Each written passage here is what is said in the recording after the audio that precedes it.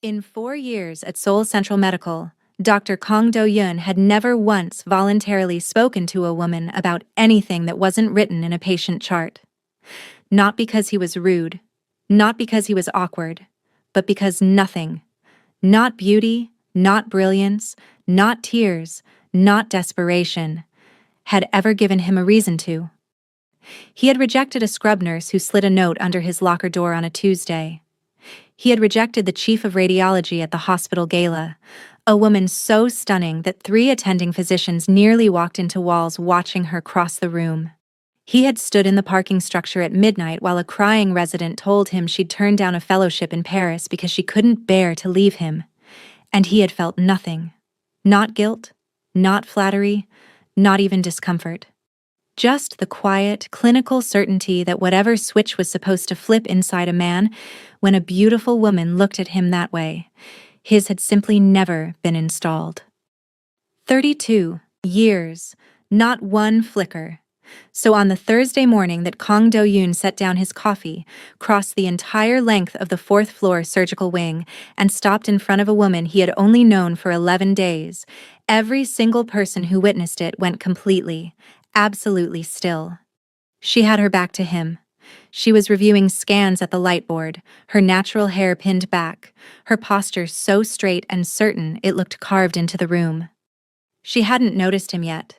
She was completely unbothered, completely contained, completely uninterested in anyone around her. And something about that, something about the total absence of performance, had been slowly, quietly undoing him all week. He stopped beside her. He said her name, Dr. Okafor. She turned, and for one brief second, just one, her dark brown eyes met his, and he felt something move in his chest that he had no language for. Something that made him want to stand in that exact spot for the rest of his life. He told her he wanted her to co-lead the Kim reconstruction case. He told her he had reviewed her surgical record. He told her, and this was the part the nurses nearest to him would replay in hushed voices for weeks, that he had specifically requested her. The hallway was so quiet you could hear the ventilation system. Dr. Felicia Okafor looked at the most powerful, most feared, most breathtaking surgeon in the building, and she said, "I don't co-lead. I lead. Find someone else." She turned back to her scans, and the man who had never felt a single thing in 32 years of living stood absolutely frozen, not in humiliation, not in anger, but in the terrifying, electric, total certainty that he had just found the only problem in the world he didn't already know how to solve. What he did next changed everything.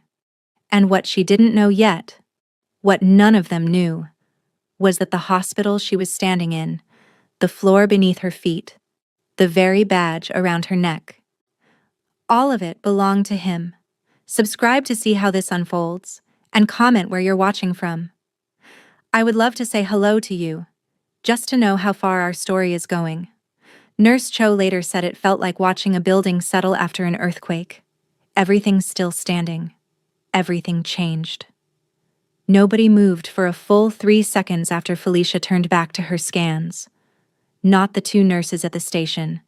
Not the resident pretending to review a chart 12 feet away.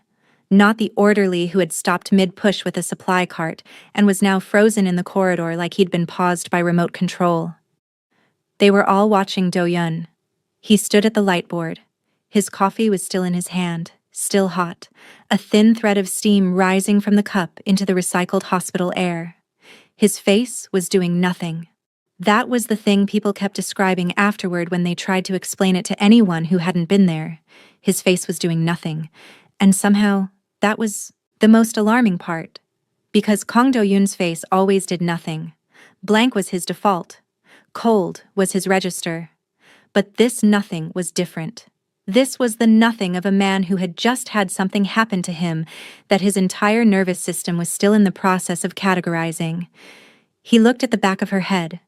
She was already scrolling to the next scan. He set his coffee down on the edge of the nurse's station counter, quietly, deliberately, without looking at what his hand was doing, and he walked away.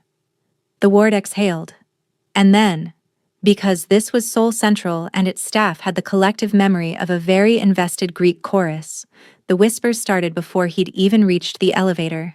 He asked her. She said no. He asked her. And she said no. And he just walked away. Nobody could agree on what his expression had been. Nurse Cho said it was shock. The resident said it was something closer to calculation. The orderly, who had the best angle, said it was neither. He said it looked like a man who had just been told there was a door in the world he hadn't known existed, and was already working out which key would open it. He did not chase her. Here is what nobody at Seoul Central understood about Kang Do-yeon in those first 11 days. He was not sulking. He was not licking a wound. A man who had never been wounded couldn't lick what he didn't have. He was studying. He had spent his entire life studying things he wanted to understand. Cardiac anatomy at 14. Syndicate law at 17. Surgical technique at 22. He approached all of them the same way, with total attention, zero ego, and the patience of someone who understood that the fastest path to mastery was never speed. It was precision. He applied the same methodology to Felicia Okafor. 3 days after the rejection, a nurse at the 4th floor station noticed that the chair directly across from Dr. Okafor's usual spot in the cafeteria was occupied by Dr. Kang. Wasn't looking at her.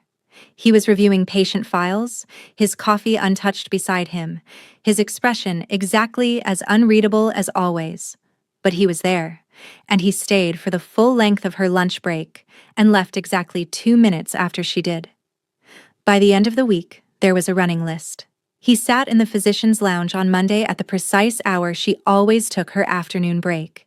He appeared in the East Wing Library on Wednesday evening, a habit she had never announced, never advertised, that he had simply observed and filed away somewhere in that meticulous, dangerous mind. His presence was never loud, never intrusive. He never addressed her, never manufactured a reason to speak.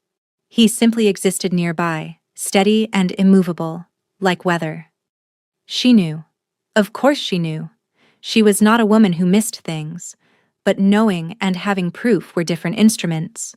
She was a surgeon. She operated without proof on nothing, so she accepted his proximity each day, with her expression perfectly composed, and she did not acknowledge him. And somewhere on the other side of the hospital, she was certain Kang Do-yeon noted her silence, and found it more interesting than acknowledgement would have been. She hated that she understood him that well already. The coffee was the detail that undid everyone else. Felicia took hers black. No sugar, single shot of hazelnut. A specific, slightly inconvenient order the hospital cafe got wrong at least twice a week. On the Thursday after the rejection, she arrived at the surgical prep area to find a cup waiting beside her locker. Correct order. Still hot. No note. It happened again Friday. Again Monday. She told herself it was a coincidence. It was not a coincidence. She told herself it didn't matter. It mattered. She accepted the coffee and said nothing.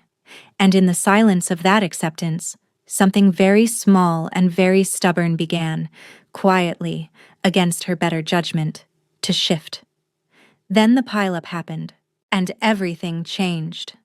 The choreography of elite Korean surgical teams, and why Seoul Central's OR culture is unlike any hospital in the world. The call came on a Saturday night at 11:47. Highway 47, northbound. A transport truck had jackknifed in the rain and taken out an entire lane of traffic. 14 vehicles, cascade impact, blunt force, penetrating trauma, a pediatric in the third car. The trauma board lit up like a circuit panel, and within 8 minutes, Seoul Central's surgical floors had become something that looked less like a hospital and more like a controlled detonation. Operating Room 3 was the only suite with the equipment her patient needed. Dr. Kang had already been assigned it. The charge nurse looked at Felicia with an expression that very clearly said, "I know.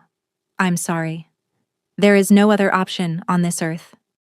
Felicia snapped her second glove into place and walked through the doors. He was already there, already scrubbed, already reading the incoming chart with the focused stillness of a man who had decided, somewhere between the call and this room that tonight had exactly one purpose. He glanced up when she entered, said nothing, moved left to give her the better angle on the field without being asked. She didn't thank him. She picked up her position and they began. What happened over the next 3 hours and 19 minutes became the thing the surgical staff described in hushed voices for a long time after.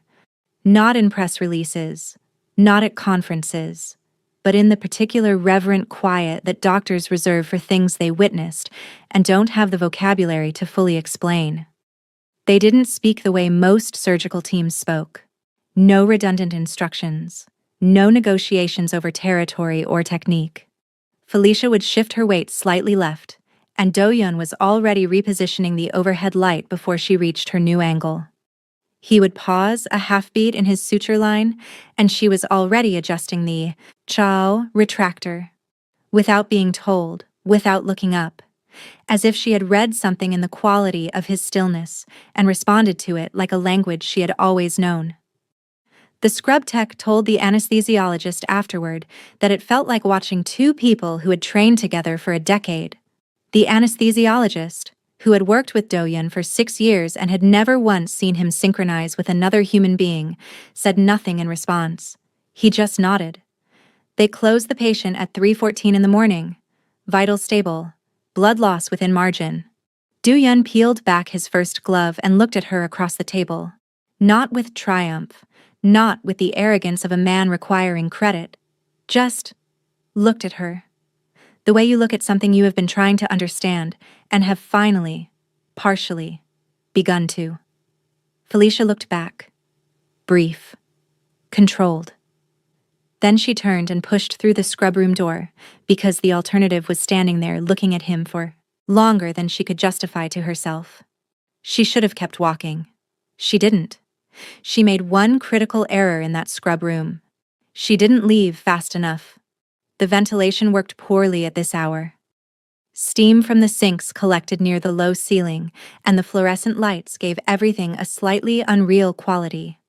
The kind of light that belongs to hours between 2 and 4 in the morning, when the rest of the world is asleep, and the people still awake are running on something that hasn't been properly named yet. Felicia was at the near sink, scrubbing down, eyes on her hands, breathing deliberate. She was regulating. The surgery was still moving through her system. That particular electric high that comes after something difficult and clean, when everything has gone exactly right and the body hasn't received the message that it's over. She heard the door, heard him enter, heard the second sink turn on. For a while there was only water. Then it stopped. She became aware of him the way you become aware of a change in atmospheric pressure. Before you can see it, before you can name the specific thing that shifted, your body simply knows. She kept her eyes on the sink, kept her hands moving. He stepped into her peripheral vision, then past it. When she finally looked up, he was directly beside her, not at his sink, at hers. Close enough that she could see the specific exhaustion around his eyes, the fine tension along his jaw, the way his expression was doing something it almost never did, reaching, without quite arriving. "You should have told me earlier," he said. His voice was quiet, lower than usual. She turned off her tap. "Told you what? That you operate like that?" "Like what?" "Like you already know where I'm going before I get there." The fluorescent light hummed. Down the hall, a monitor beeped in steady, indifferent rhythm. "That's called competence," she said. "You should try it." The corner of his mouth moved. Not a smile, but the ghost of the architecture one might occupy, given permission. He shifted slightly. She didn't move back. The edge of the sink was against her hip now, and he was close enough that she could feel warmth coming off him in the recycled air of the room. His eyes dropped, just briefly, to her mouth, then back up. She had 4 cutting responses loaded and ready. She said none of them. His hand came up slowly, so slowly it was practically a question, and his thumb grazed the line of her cheekbone. Light. Barely there, The kind of touch that is technically nothing and registers as everything. Her eyes closed. She hated that they closed. She felt herself lean. 1 millimeter. 2. The involuntary physics of a body betraying every decision her mind had made repeatedly and firmly. The door exploded open. Dr. Kong. Sorry, there's a bleed in Bay 2. Dr. Shin says it's... The junior resident stopped, looked between them, processed, turned approximately the color of the scrub room walls. Do-Yun's hand dropped to his side. He stepped back with the absolute composure of a man who had not just been one breath away from dismantling 6 weeks of careful architecture. Bay 2, he said, as if confirming a room number. I'll be there. The resident disappeared so fast the door was still swinging. Felicia turned back to the sink, turned the tap on. She did not look at him when he left. She listened to his footsteps. She listened to the door. She stood at the sink with water running over her hands, looking at nothing, and being brutally, privately honest with herself about the fact that she had absolutely been about to let him. 3 days later, an American walked into the hospital and complicated everything. She thought the scrub room moment had been a fluke, a product of adrenaline and bad ventilation, and 3 hours of operating in perfect sync with a man who looked like that. She had filed it under situational and moved on. She was so wrong about that. It almost cost her everything. His name was Dr. Marcus Webb.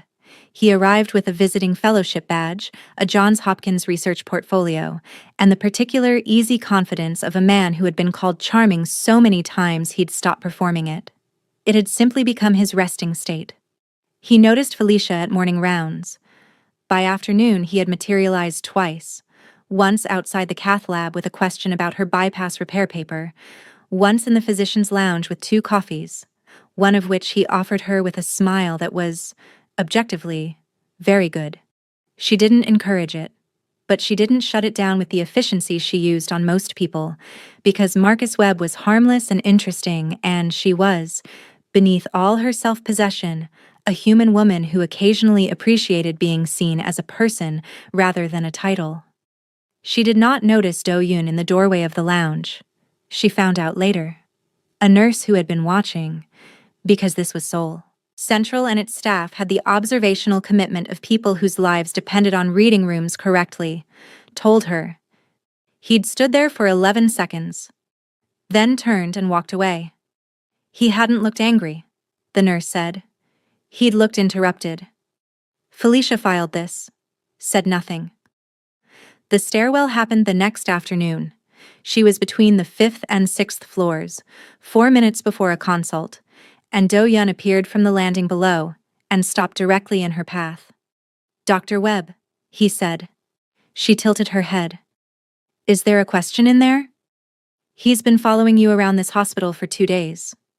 He's been collegial, which people are allowed to be. He gave you coffee. You give me coffee every morning. That's different. How? A beat.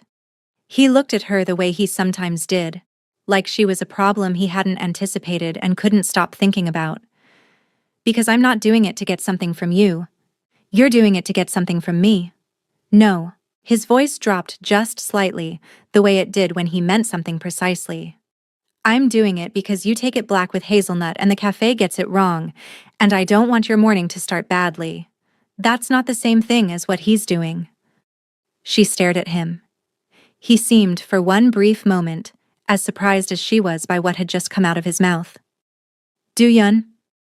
First time she'd used his given name. She watched it land.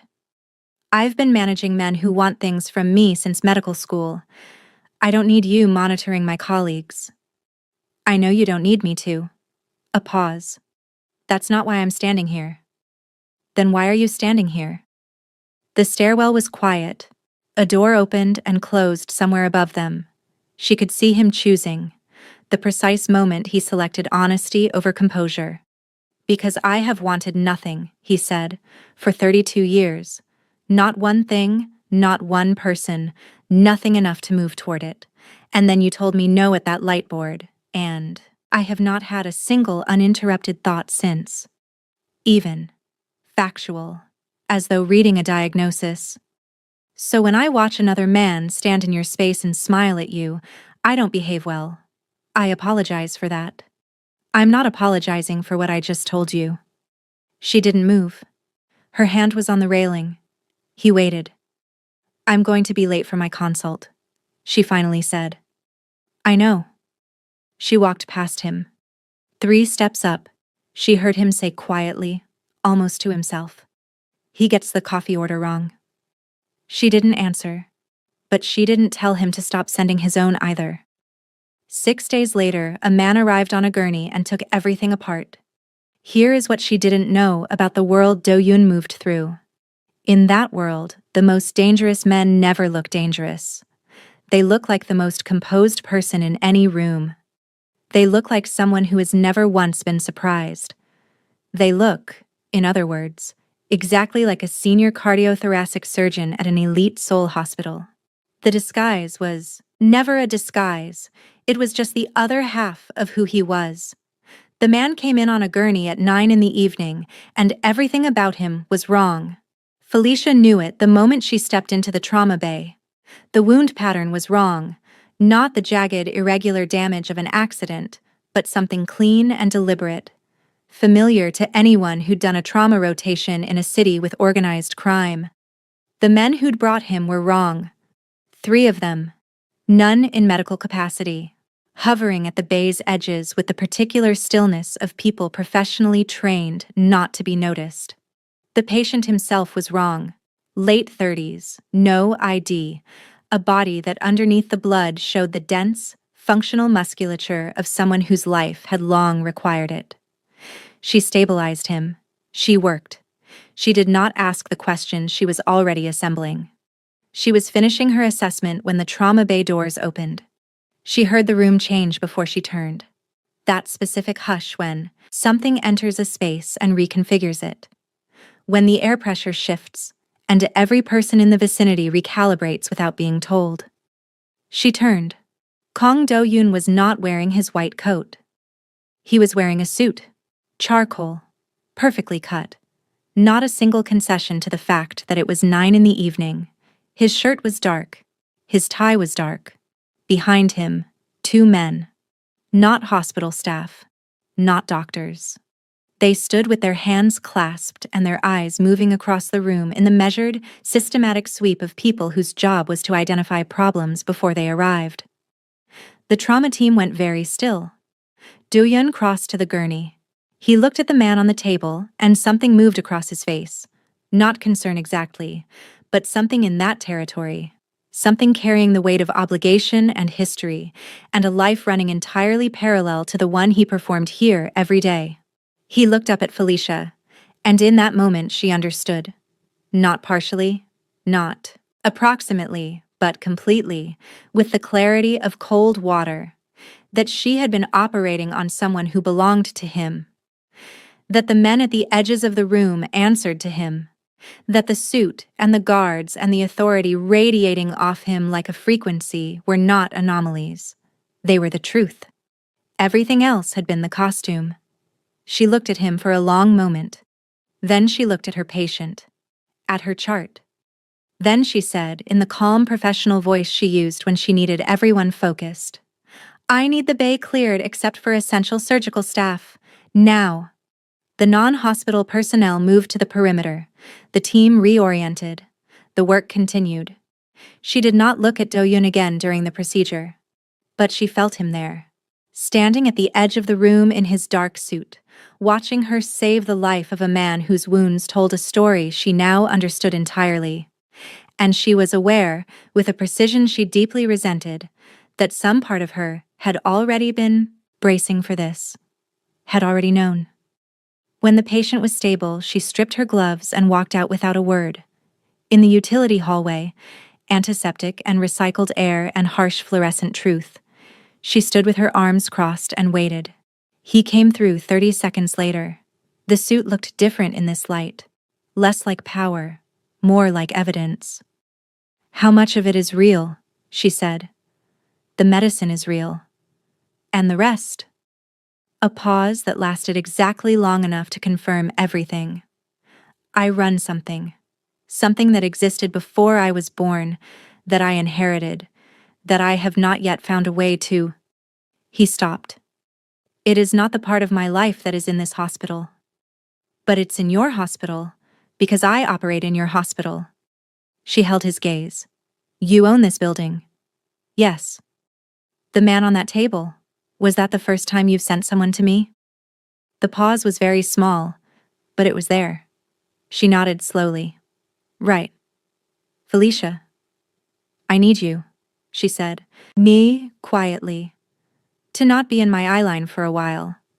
He stood in the utility hallway in his expensive, ruined certainty, and for the first time since she had met him, Kang Do-yoon looked like a man who did not know what to do with his hands. She walked past him. She closed the door precisely, completely, without drama, with the total, terrible finality of a woman who knew exactly how much force a thing required. What happened in the next 11 days? She didn't expect. Not any of it. How Korean crime organizations actually operate within legitimate business structures, and why hospitals are not as unlikely as you'd think. She gave him exactly what she'd asked him to give her. Nothing. For 11 days, Dr. Felicia Okafor moved through Seoul Central with the same straight posture, the same guarded precision, the same competence that had defined her since she arrived. She attended rounds, she operated, she drank her coffee. From the cafe now. Hit or miss on the order. And she did all of it as though Do-yoon occupied the same category as the ventilation system. Present. Functional.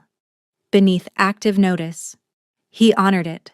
That was the part she hadn't anticipated.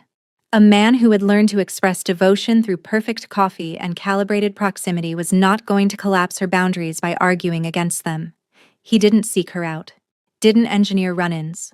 When their paths crossed, morning handoff, shared corridor, once in the elevator, he gave her the same courteous professional nod he gave the chief of surgery and stepped aside.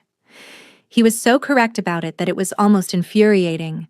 The coffee stopped, which was the right thing. It was also, she noted with private irritation, the thing she noticed first in the morning for 3 days straight. What she didn't know, what she only learned much later, was that the stopping was the only concession he made. Her apartment was a 12-minute drive from the hospital, a converted mid-rise with a ground-floor cafe and a parking structure that was never as well lit as it should have been. She had chosen it for proximity and anonymity. Nobody there knew who she was. She valued that the way she valued most things, quietly and completely. She didn't notice the dark sedan across the street until the 4th day, different plates each time. Same quality of stillness. She noticed the man in the ground-floor cafe who ordered the same thing every morning and read a newspaper and was always already there when she came down. And one night, returning late from a double shift, she noticed that the broken bulb in the east stairwell had been replaced. Not by building maintenance. She had submitted that work order 3 weeks ago. No response. She stood in the lit stairwell for a long moment. Then she went upstairs and did not call him. Because he hadn't asked for a call? He had asked for nothing. He was simply, in the way he did everything, making sure the stairs were safe. Making sure his world's exposure of her would not reach the one place she had built to belong only to herself. She sat on the edge of her bed that night with her hands in her lap. She was not only angry, she had been rigorously, uncomfortably honest enough with herself to admit that. She was also afraid. Afraid of what she'd seen in that trauma bay. Afraid of how little it had moved the specific frequency he occupied in her chest. Afraid of what it meant that she could be this furious at a person and still, underneath it, feel safer knowing he was there. She had been here before. Not here exactly. But in this architecture, someone powerful getting close enough to matter and then revealing the closeness had its own terms. She had rebuilt herself once from that. The work had been long and private, and she was not interested in doing it again. So she kept her distance, and she told herself it was enough. On the 12th day, someone else found her first. The parking structure under Seoul Central's east wing was 3 levels deep. The lowest level was always quiet in the early evening. That gap between day shift leaving and night staff settling, when the fluorescent lights buzzed against particular silence. Felicia was on level 2, walking toward her car, her mind already organizing tomorrow's surgical board when she heard the footsteps. Too late to process before the man was already beside her. Not rushing, not aggressive, just suddenly, wrongly present. He was older, well-dressed in the specific way of people with a certain kind of money, understated, intentional, nothing that could be photographed and identified. He had a stillness she recognized from the men in the trauma bay, and her body understood the situation a full 2 seconds before her mind finished processing it. "Dr. Okafor?" he said pleasantly. "I've been wanting to meet you." She stopped. Her keys were in her hand. He held out a phone. Her. On the street outside her building. Distance shot. Surgical precision in the framing. He swiped. The hospital entrance. Her. Entering. The cafe on the ground floor through the window. Her. Reading. Her. Existing. Completely unaware. "You've been watched for some time," he said in the same pleasant tone. "I thought you should know." She kept her face neutral. Her heart was loud and she refused to let it reach her expression. "What do you want?" A message delivered. "To the man watching you from the other direction." He smiled. It reached nothing. "Tell him his personal interests have made him vulnerable, that we consider that a professional courtesy, and that if he'd like to keep what he values safe, he should consider whether his current position is worth the cost." He pocketed the phone. "Enjoy your evening, doctor." He turned. 2 steps. Then he stopped. Not by choice. Because the figure at the entrance to the level had not moved aside. Do-Yun stood at the base of the ramp, hands in the pockets of his dark coat, looking at the older man with an expression that was completely empty. Not the controlled clinical emptiness Felicia knew, but something beneath that. Something with no temperature at all. Behind him, 2 of his men materialized from the shadows near the support columns, 2 more from the stairwell entrance on the other side. The older man turned slowly, reassessed. His pleasant expression didn't vanish. It recalibrated, which was in some ways much worse. Do-Yun walked forward, unhurried. Every step deliberate and quiet on the concrete. He stopped at a distance that was technically civil and absolutely not. "You came to my hospital," he said, in the same voice he used to dictate surgical notes. "To my building. To frighten someone who has nothing to do with your organization or mine." A pause. "I want to understand what conclusion you expected to reach by being here." "We were simply—" "I know what you were doing." His gaze didn't move. "I'm giving you an opportunity to correct the decision, before it becomes something you can't correct." Another pause. Shorter. "I suggest you take it." 4 seconds of silence in the parking structure. The older man looked at Felicia once more, calculating the specific weight Do-Yun had just revealed by coming here himself.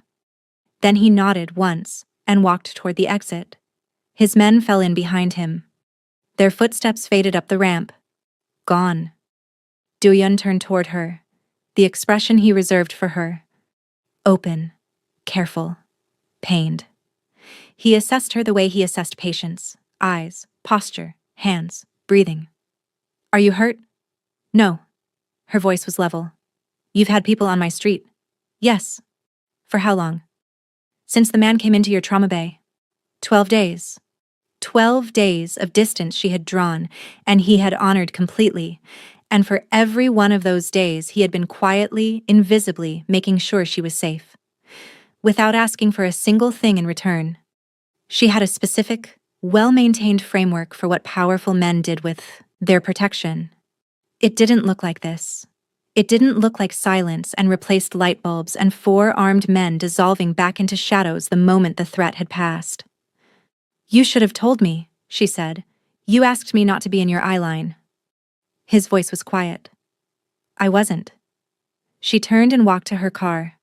She drove home without looking in the rearview mirror, but she knew he stood there until she had driven up the ramp and out into the street. She sat in her lit stairwell for a long time that night, not thinking, just sitting, just breathing. She never got to decide what to do with that information, because the next night, everything exploded. She thought she understood danger. She had trained in understaffed hospitals, operated through power failures, managed crises with tools that were never enough. She thought she knew what it felt like when a situation shifted from difficult to truly, physically threatening. She was wrong. She had never felt anything like this. The power went out at 8:43 on a Thursday, not the whole hospital. The backup generators caught everything critical within 4 seconds: ICU, surgical suites, main corridors.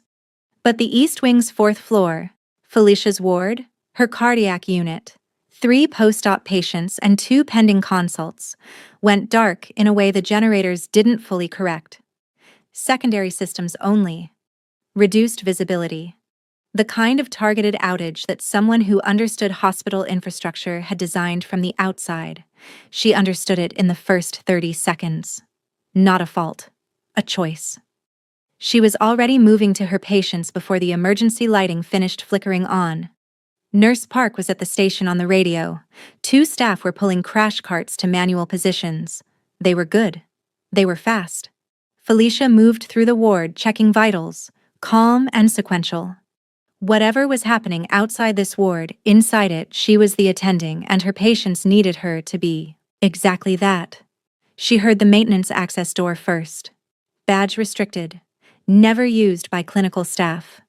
It opened with a specific resonance she heard from 4 rooms away, and her body understood before her mind finished the sentence. 3 of them.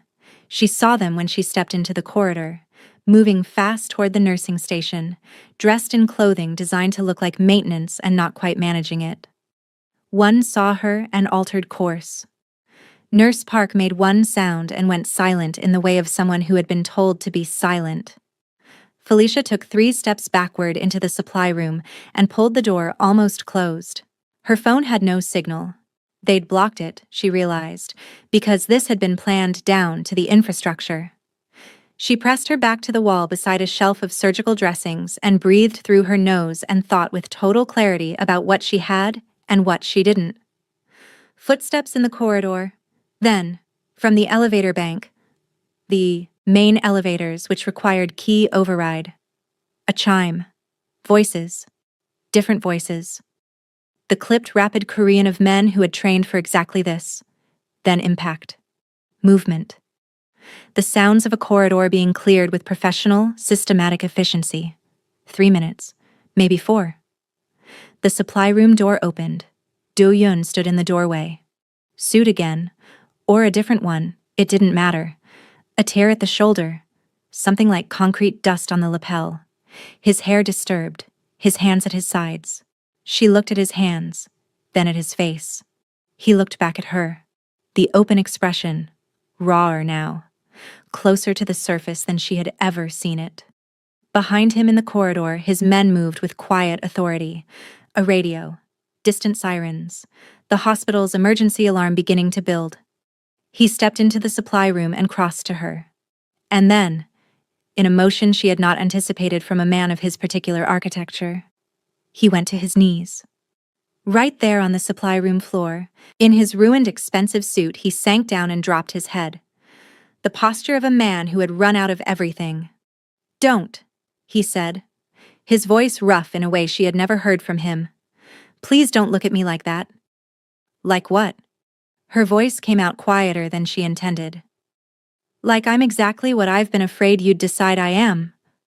The emergency alarm built in the distance. Sirens outside, the supply room very small and very still. She looked at the top of his head. His shoulders. The hands pressed flat against his thighs in the stillness of a man who had placed them there deliberately, who was choosing not to reach for anything because he had already decided he had no right to. She thought about the scrub room, the stairwell. 11 days of perfect distance and replaced light bulbs and a dark sedan outside her building every night. She reached out. Her hand found his jaw. She tipped his face up. His eyes, when they met hers, were stripped of every layer. No control. No composure. Just the bare, exhausted truth of a man who had burned through everything he had left getting to this room. "You came here in a suit," she said. "I came here fast. Your men know this hospital's maintenance layout. I had them map it when you transferred in." She stared at him. "That's either the most alarming thing you've ever told me," she said slowly, "or the most—" She stopped. "Get up, Do-Yun. Felicia, get up." Not a command, a request. Her hand still on his jaw. "I'm not looking at you like you're a monster. I'm looking at you like I don't know what to do with you. Which is different. Get up so I can figure out the difference standing up." He rose. Slowly. And when he was fully upright, she was aware of how close they were in the small room, and she didn't step back, and he didn't reach for her. And they stood like that while the sirens got closer and the hospital began reassembling itself around the wreckage of the last 4 minutes. "I'm done," he said, quietly. "With that world. I've been trying to find a way out for 4 years, and I kept inventing reasons why it wasn't possible. I am done inventing reasons." She looked at him. "I believe you," she said. She examined herself carefully when she said it, and she found, to her own precise surprise, that she did. He kept his word. That was the part she hadn't fully prepared for. What it actually takes to legally dissolve a South Korean criminal syndicate, and why some men spend their whole lives trying. He kept his word with the same precision he brought to everything. She had expected something murky, a slow dimming of something with no off switch, but Do-Yun had built the exit the same way he closed a bypass. Patient, exact, unwilling to finish until every layer was stable. The syndicate had structure. He had spent 4 years mapping a way out that wouldn't leave a vacuum capable of destroying everyone nearby. He built his replacement carefully, without announcement, without drama. It took 7 months. She watched it happen from the particular vantage point of someone present without being at the center. She operated, she lived her life. She had coffee on Tuesday mornings with Do-Yun in the hospital cafeteria, where he had once sat 3 tables away and said nothing. They moved toward each other with a carefulness that felt earned, the right pace for 2 people who understood how much damage speed could do. He made her laugh in October, which surprised both of them. She told him about her past in November. Not all of it, but enough. The parts that explained the hyper-independence and the hard edges and the specific way she flinched from men who wanted to manage her. He listened completely, without interruption, without trying to fix it. He asked one question afterward. She answered it. He nodded and went to get her another coffee. She understood, sitting there, that she had just been known by someone, and that it hadn't cost her what she'd feared it would. By December, the suit appearances had stopped. He wore his white coat again, exclusively, and it fit differently now, not as a disguise, as the truth of him. The actual truth. The one that had been underneath the whole time. The building transfer completed in February.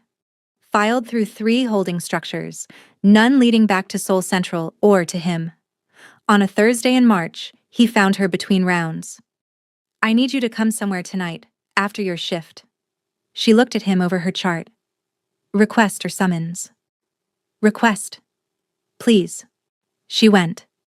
He drove her across the city to a corner lot in a district she didn't recognize. Somewhere in transition. Somewhere becoming. A 3-story building, new construction, still clean and unweathered. A small brass plaque beside the entrance. She stepped closer to read it. Read it again. A charity cardiac clinic.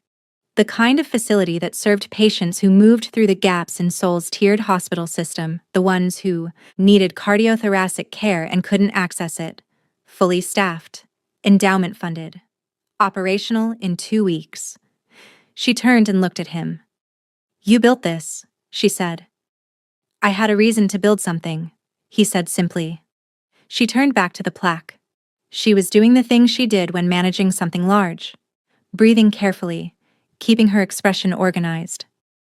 Take me to the roof, she said. He did. Seoul spread below them, the Han River catching light in the middle distance, the city's million-lit windows stacked against the dark. The air cold and clear, the kind of cold that makes everything precise. She stood at the edge of the rooftop with her coat pulled close and looked out at all of it. She heard him step up beside her, heard him exhale. I spent 32 years, he said, not wanting anything enough to be afraid of losing it. A pause. I would like to spend the rest of them being afraid of losing you. Specifically, if you'll allow it. She turned. He was holding a ring, not presenting it with ceremony or theater, just holding it the way he held everything. Precisely, with complete attention, with all of himself pointed in one direction. It was beautiful. She hadn't expected it to undo her as completely as it did. Do-yun, I know who you are, he said. I know you don't need this. I know you built yourself without anyone's help and you can continue to do that without me. I'm not asking you to need me. His dark eyes steady on hers. I'm asking you to want me, the way I want you, the way I have wanted you since you turned around at that light board and told me no and made me feel, for the first time in my life, like the world had a specific shape. She looked at him. You had my coffee order memorized in 4 days, she said. 3, he said. I gave myself the extra day to be certain. She laughed. Unsteady. She didn't try to control it. Yes, she said. He breathed. It moved through him like something had been held a very long time and was finally, completely, allowed to release. He stepped close, not fast, not urgent, but with an intention so absolute it felt like gravity itself had taken a side. His hands came up and framed her face, large and careful, his thumbs tracing her jawline with the same slow attention he had given her cheekbone in that scrub room all those months ago. Except this time there was no almost about it. He looked at her, one long, steady second, making sure, finding in her eyes exactly what he needed to find, and then he closed the distance. It was nothing like the clinical precision of the man she had first encountered in this hospital. It was slow and deep, and completely, entirely surrendered. His mouth on hers, with a reverence that made her chest ache in the best possible way. His hands held her face like she was something he had been careful with for a very long time, and was only now, finally, allowing himself to hold without armor. He drew her close, her waist against his chest, and she felt the last of his careful, controlled composure dissolve into something warm and real, and entirely, irrevocably hers. Soul glittered beneath them, indifferent and beautiful, millions of lives continuing their orbits. And on the roof of a building he had constructed because she had given him a reason to build something good, Kang Do-yeon held the only woman who had ever told him no, the only person who had ever made him want to hear yes, and was, for the first time in 32 years, in possession of the one thing all his power had never been able to manufacture: a reason to stay. If this story wrecked you, if you've been holding your breath since that parking garage and you need to process what just happened on that rooftop, drop a comment right now. Tell me your favorite moment. Tell me the scene that broke you open. Tell me where you're watching from, because I want to know exactly how far this story traveled. And if you're new here, and this was your first time with us, welcome. Subscribe. Hit that bell. Because this is what we do on this channel. We build worlds that feel real. We tell stories that reach through the screen and grab you somewhere you weren't expecting. The next one is already coming. And I promise you, you are not ready.